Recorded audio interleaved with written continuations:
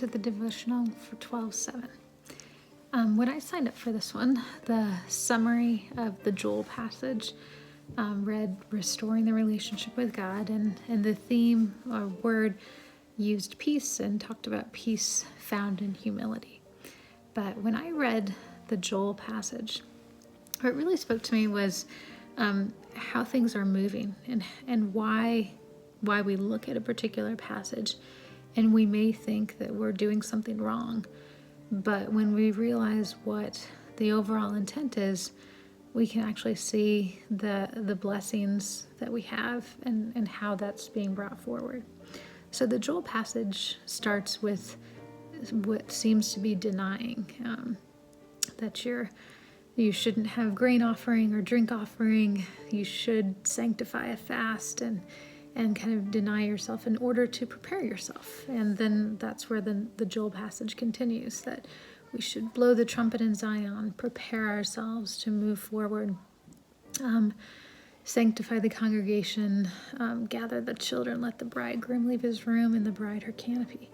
So it's an idea of denying yourself in order to move forward.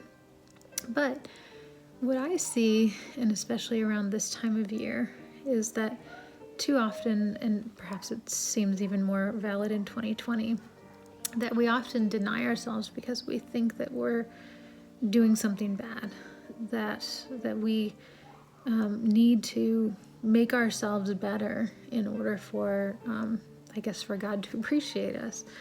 But I tend to think that's wrong, that we don't need to necessarily deny ourselves. We just need to instead open ourselves up. And so when I think about how I look at the traditions of Christmas, things like the Christmas tree and decorating, that's my way of preparing. That it gives me a sense of peace because it's tradition that my family, from when I was little all the way up till now, we've taken it to be important. So sometimes it's silly, like putting up Christmas lights or putting out cookies and milk for Santa.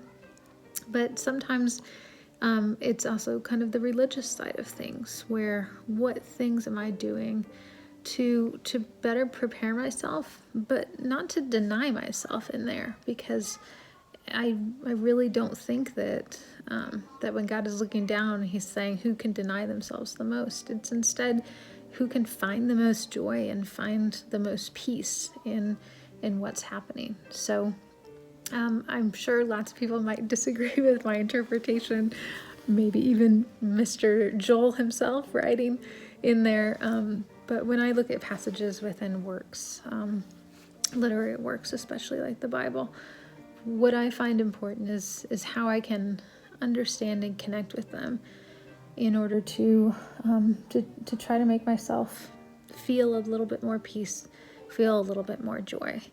And especially in 2020, I think we've all felt so much has been taken from us that this year, what my hope for you and my prayer for all of us is that we can find those moments of peace and joy that don't show us that we've been doing anything wrong, but instead show us that God will always be with us, that he cares for us, and that we can continue to develop a relationship.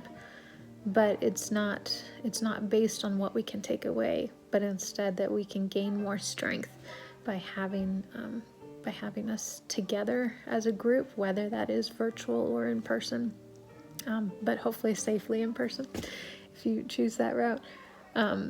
But that most important of all, that it isn't virtual or in person with God, that it's just all encompassing. And so I hope that today everybody can reflect on the peace that having Christ within your life brings you, and to reflect on the happiness that the traditions of Christmas time, or whichever time of year that you are, that they can bring you peace and happiness. Thank you.